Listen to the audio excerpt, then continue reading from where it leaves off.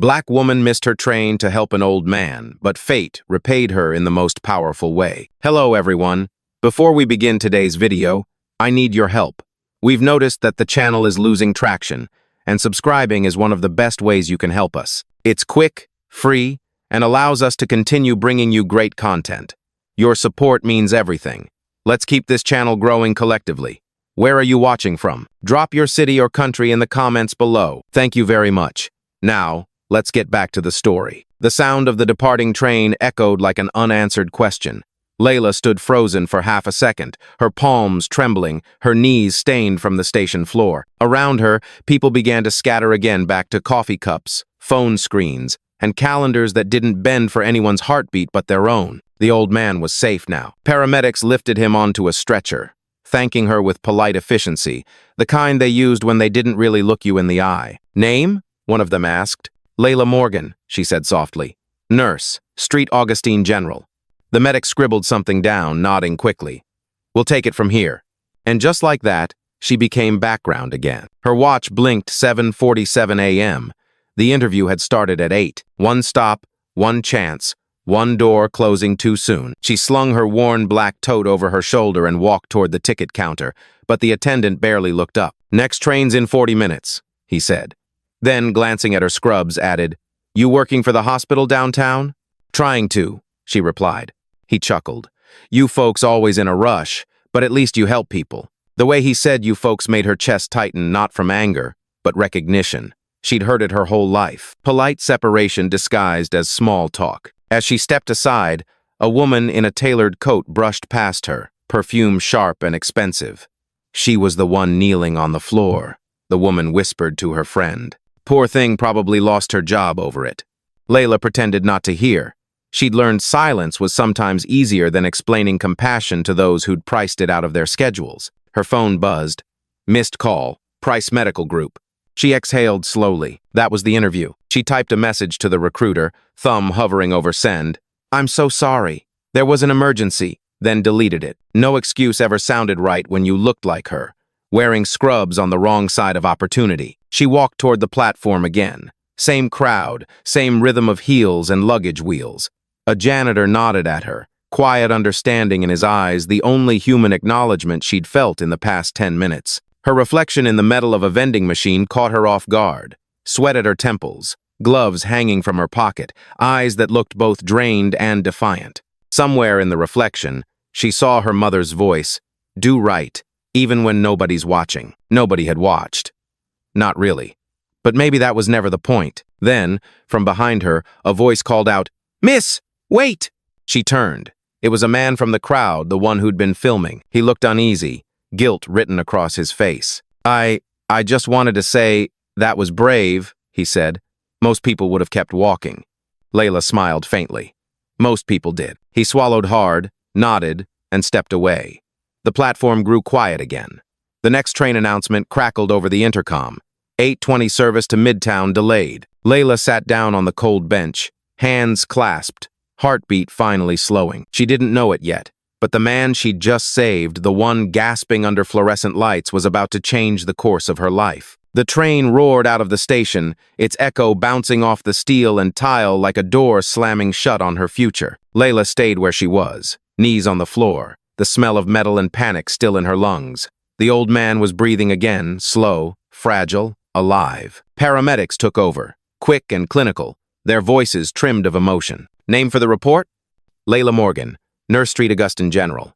Good work, ma'am, we'll handle it from here. And just like that, she was invisible again. 7:47 a.m. blinked on her watch.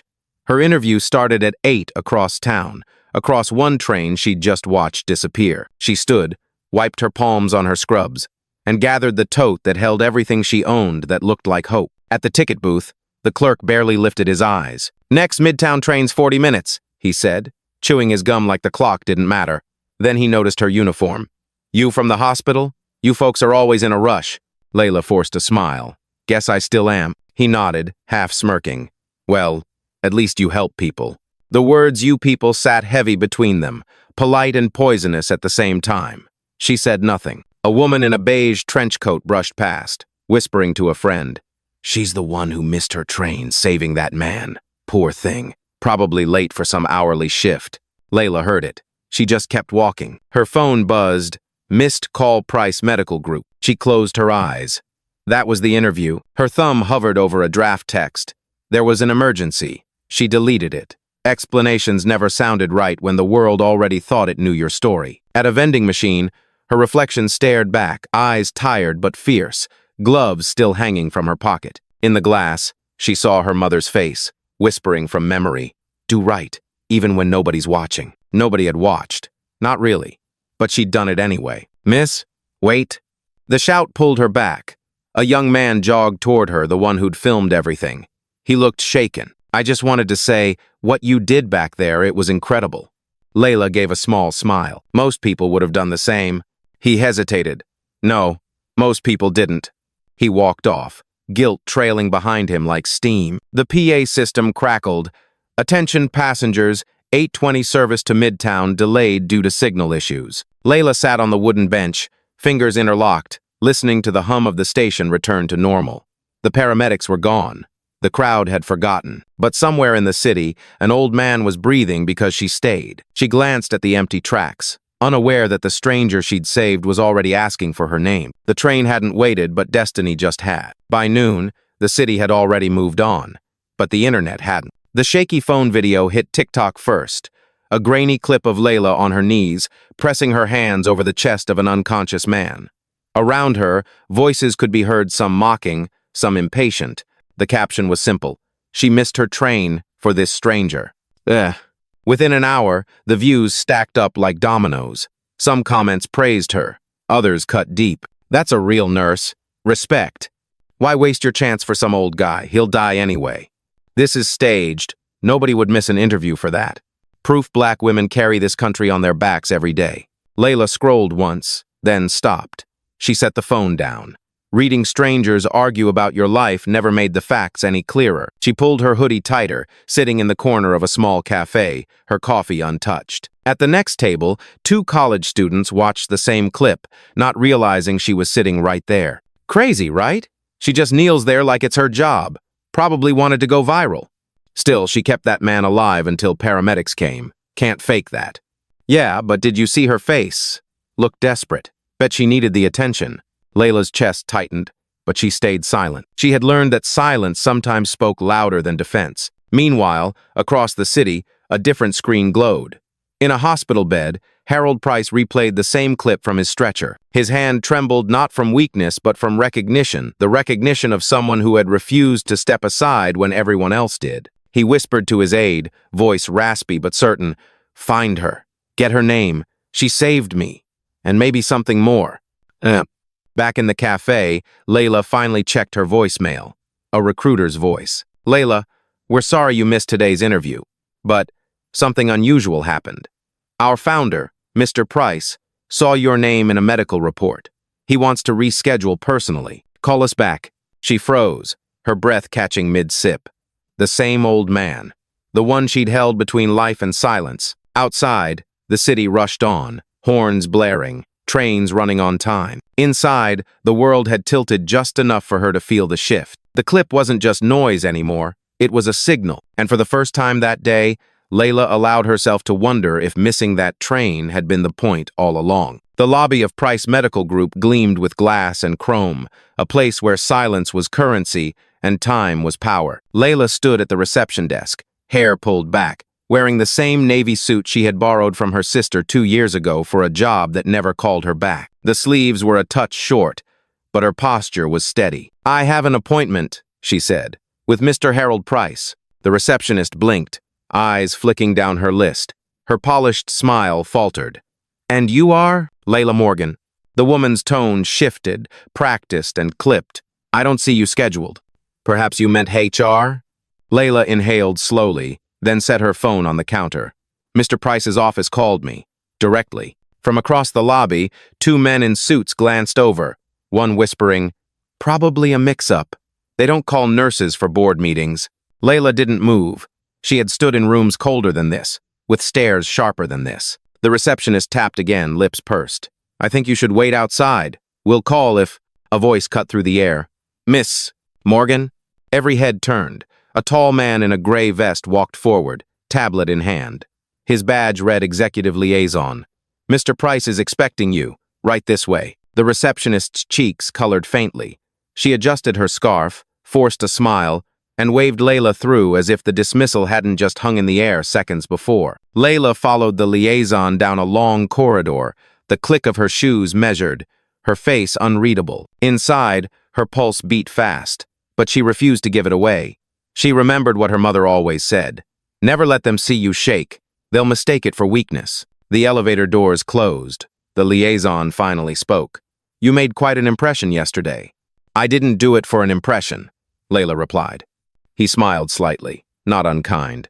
"Mr. Price knows that. That's why you're here." As the elevator rose, Layla's reflection shimmered in the mirrored walls. Still the nurse who missed her train, still the woman everyone doubted, now being carried upward to a room most people like her never saw. When the doors slid open, a quiet thought pulsed through her mind. This is either the beginning or another door that almost closed. The office was less a room and more a museum of power walls lined with oil paintings, a panoramic view of the skyline, the faint hum of machines designed to keep one man alive. Harold Price sat near the window in a leather chair, oxygen tube looped across his face. He looked older than he had on the station floor, but his eyes carried the same fire, sharp, unblinking. "You," he said softly, voice rasping. "The nurse who stayed." Layla stepped forward, folding her hands in front of her. "I did what anyone should have done." "Funny," Price whispered, lips curling into a faint smile. "No one else did." Behind him stood his physician, arms crossed, skeptical. Near the desk, a young assistant tapped on a tablet, whispering to another staffer, "She's just a nurse. Why is she here?" The words weren't meant for her, but the glass walls carried sound too easily. Layla heard. She didn't react. Her gaze stayed on Price, calm and steady. "I watched that video," he continued. "Watched the crowd hesitate. Watched you kneel anyway. Do you know what it reminded me of?" She shook her head gently. "Business," he said. "Everyone waits for someone else to act. Few actually do. You acted." The physician cleared his throat. "Mr. Price, your health." Price lifted a frail hand, silencing him. "My health exists because she ignored everyone else." He leaned forward, eyes narrowing on Layla. "Tell me, Miss Morgan, what did it cost you?" She hesitated, then answered quietly. "A train, an interview, maybe a future." The room stilled. Even the assistant paused typing. Price studied her face, as if measuring the weight of her words.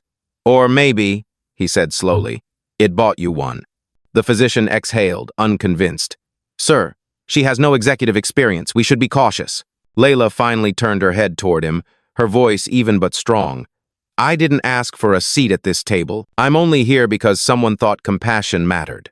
Silence cut the room. Price smiled again, this time wider. "Exactly," he said. "Compassion in a world that sells indifference, that is leadership." Layla stood in the center of the room, every eye on her, some doubting, some awakening. She didn't flinch. She'd been here before in smaller rooms, with smaller stakes. This time, the stakes were higher, but so was her resolve. The conference table stretched across the room like a polished battlefield. Layla sat at one end, hands folded, posture steady. On the opposite side, 3 executives slid into leather chairs, faces taut, suits pressed sharp enough to cut. "She doesn't belong here," one of them muttered, not bothering to lower his voice. His nameplate read Greg Whitman, CFO. His tone was clipped, confident, the voice of someone used to doors opening before he even touched them. "She's a nurse," another added, shaking her head. "Elaine Carter, coup. With respect, Mr. Price, this company doesn't run on sentiment. It runs on strategy." Layla kept her eyes forward. Price's voice, though rasping, carried authority. "Strategy is worthless without humanity. I built this group to serve people, not just profit." Greg leaned forward, jaw tight. "And yet you're suggesting, what, that she step into leadership? With no record, no credentials, no pedigree?" He glanced at Layla, eyes narrowing. "No offense, Miss Morgan, but our board doesn't run on good deeds." The words landed heavy. For a moment, the only sound was the low hum of the oxygen machine beside Price's chair. Layla's pulse beat hard, but her voice stayed calm. "I never asked for this seat. I lost my chance at a future that morning. All I did was stop when everyone else walked away." Elaine's eyes flicked with something sharper than doubt, fear disguised as scorn. Compassion doesn't scale, Mr. Price. Nurses are replaceable. Leaders aren't. The room chilled. Price's age shifted uncomfortably, glancing at Layla as though waiting for her to break. She didn't. She remembered standing in hospital corridors, patients crying while administrators debated budgets. She'd seen this posture before, arrogance built on numbers, blind to faces. Greg smirked. If we start rewarding every act of charity with a seat at the table, soon this board will look like a charity itself. That was when the door clicked. A junior analyst, barely 30, stepped inside, hesitant. His voice shook, but the words cut through. I was at the station. I saw her. If she hadn't acted, Mr. Price wouldn't be alive. The room stiffened. Elaine's lips pressed into a thin line. Greg scoffed. Out of order. But the truth had slipped in, undeniable, alive in the air. Layla turned slightly toward the analyst, nodding once in gratitude, then back to the table. Her silence was deliberate. Let them speak. Let them reveal themselves. She didn't need to shout, because the more they pushed her out, the clearer it became to everyone watching that she already belonged in. The boardroom air had grown heavier, as if the polished glass walls themselves carried the weight of every unspoken prejudice. Layla sat still, back straight, hands folded. She had practiced silence all her life, but even silence had limits. Greg Whitman broke it first. His voice was smooth, deliberate, the kind meant to humiliate without raising its pitch. You know what this looks like? A stunt. Some random nurse gets lucky, saves the boss, and suddenly we're supposed to treat her like an equal? No offense, Miss Morgan, but this isn't charity. And frankly, you don't look like someone who belongs at this table. The sentence landed like a slap, not whispered, not hidden, delivered so the whole room would hear. Elaine Carter leaned back, arms crossed, eyes cold. Greg, that's enough. But she didn't really mean it. The words carried no heat, no defense, only a thin veil of politeness. Layla didn't flinch. Her gaze met Greg's, calm but unyielding. The hum of the oxygen machine behind Mr. Price filled the silence. Greg pressed on. Our clients, our investors, they expect pedigree, degrees from Ivy schools, resumes with decades of boardroom experience. What do you have? Scrubs and a story that went viral? He leaned closer, smirking. Stories fade, reputations don't, and the reputation of this company cannot afford someone like you. The words "someone like you" cracked the air sharper than any raised voice could. A junior staffer sitting at the far end shifted uncomfortably, eyes darting between them. Price's hand twitched against his chair arm, his breath shallow, but he said nothing yet. His gaze, however, locked hard on Layla. He was watching, not testing, but waiting. For a moment, she considered responding. Her throat tightened, but she forced it down. Instead, she said nothing at all. The silence stretched, taut as wire. Elaine finally broke it with a low scoff. You see, she has nothing to say. Leadership requires presence, Miss Morgan. If you can't even defend yourself, Layla's voice finally cut through, steady and sharp as glass. I didn't come here to prove myself to you. I came because I was asked. But if you want proof, remember this. Without me, your chairman wouldn't be sitting in that chair. The words were quiet, but they carried. The junior analyst's eyes widened. Even Elaine blinked. Greg leaned back, smirk still plastered on his face, but thinner now. Careful, nurse. Gratitude doesn't buy you power. And people like you... He stopped just short, the room recognizing what he had almost said, what he meant anyway.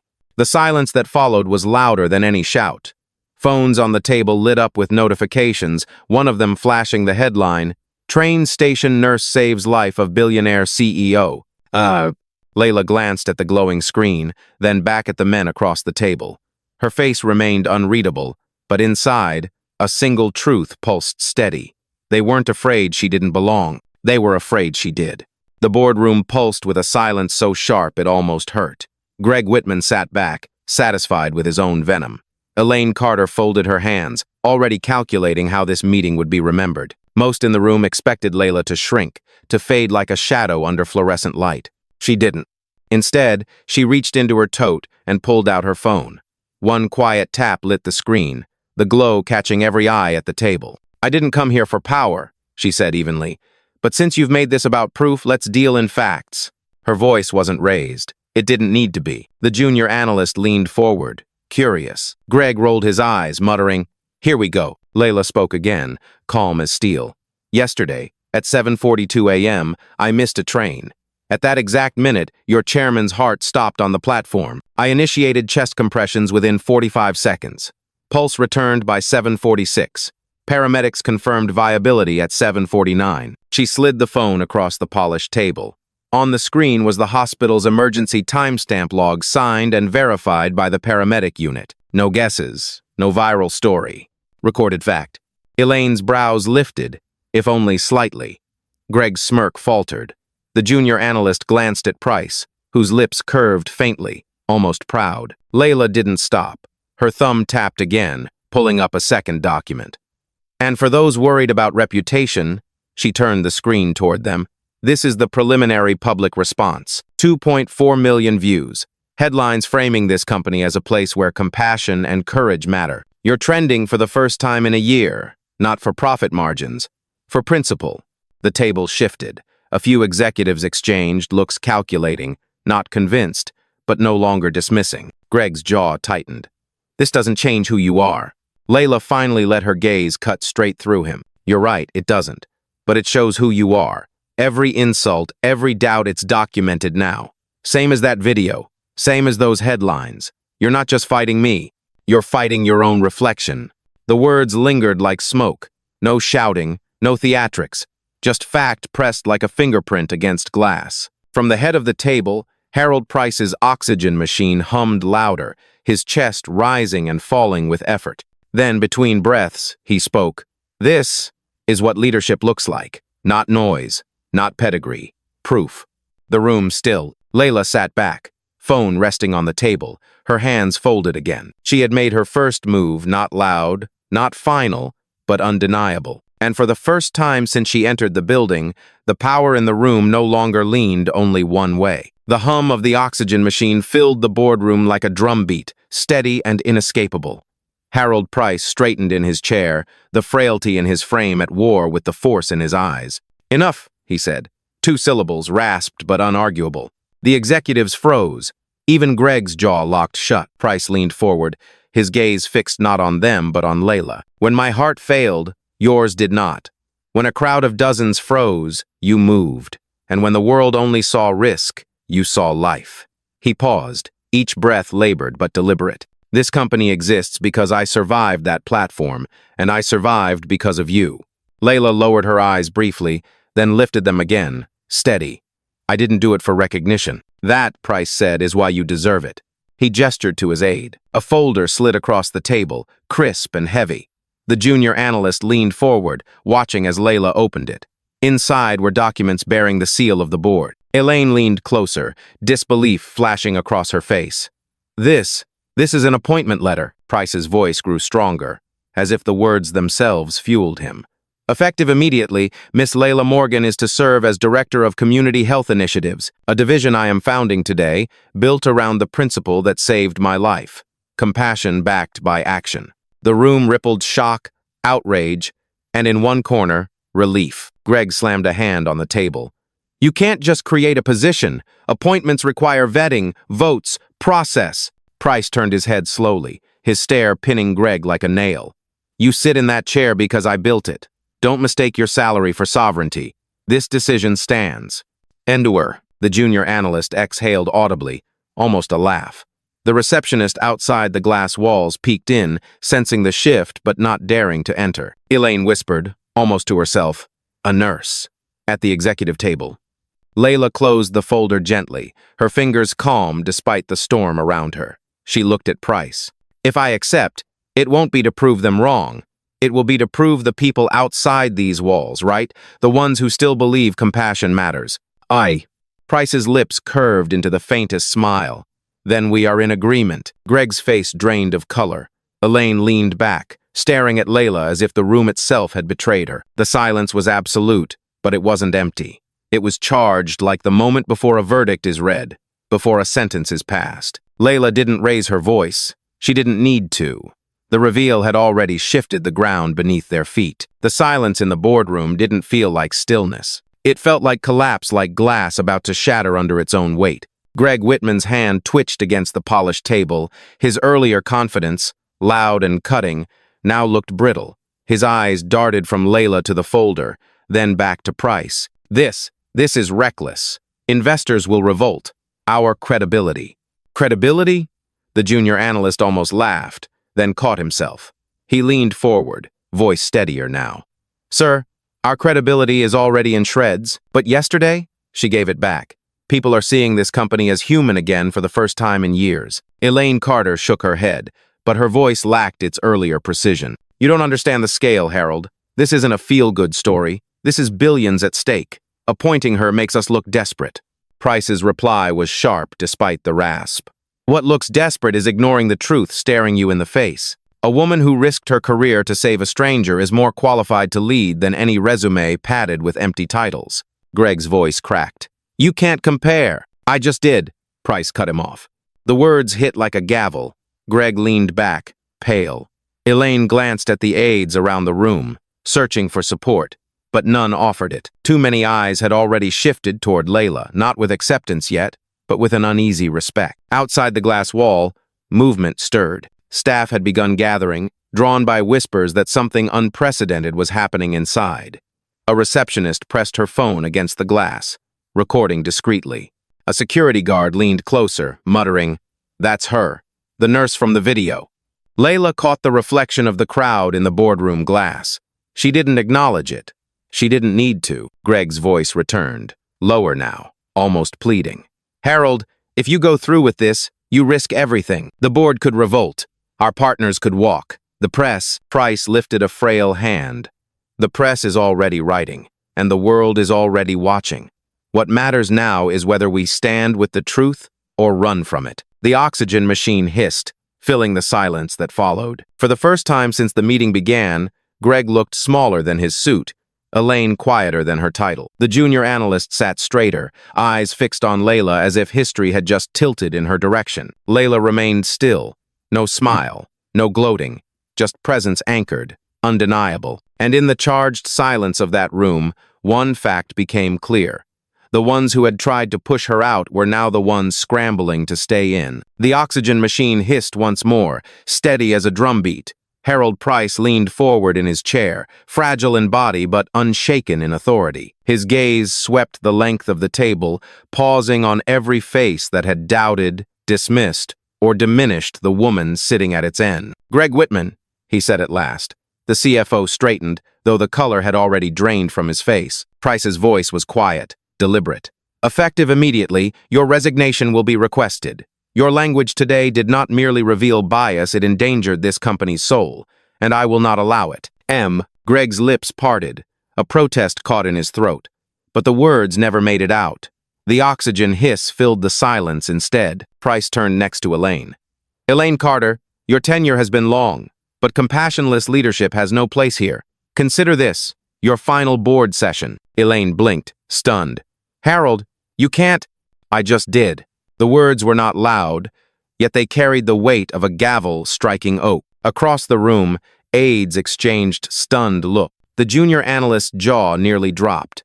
Outside the glass wall, the crowd of staff pressed closer, their muffled gasps reaching the table. Phones lifted higher, recording everything. Layla did not move. Her silence was more powerful than applause, her composure a shield no insult could pierce. Price continued, turning toward his aide. File the necessary documentation. Freeze their access. Notify compliance. Effective now. The aide nodded, fingers flying across a tablet. Within seconds, notifications buzzed on Greg's and Elaine's devices. Access revoked. Credentials terminated. Greg stared at his phone like it had betrayed him. Elaine's breath came shallow, eyes wide with the sudden reality of power slipping through her fingers. Justice, Price murmured, leaning back against the leather chair, does not always arrive with fanfare. Sometimes it comes in silence, with the quiet closing of doors. The crowd outside pressed closer to the glass. Someone whispered, "He actually did it. They're gone." Layla's eyes met Price's. For the first time, a flicker of gratitude crossed her face. But still, she didn't speak. This wasn't her verdict to deliver. She had already done her part. Price's hand trembled slightly, but his voice remained steady. And now, we move forward, with leadership that remembers why we exist, to serve life, not ego. The room was silent, charged, fractured, but undeniably changed. For Greg and Elaine, the fall had come in seconds. For Layla, the rise had taken a lifetime. The boardroom door swung open, and the hum of whispered voices spilled into the corridor. Layla stepped out, not rushing, not faltering. Every eye in the outer lobby turned to her receptionists, assistants, security guards. Phones were still raised, but no one spoke. The silence wasn't suspicion anymore.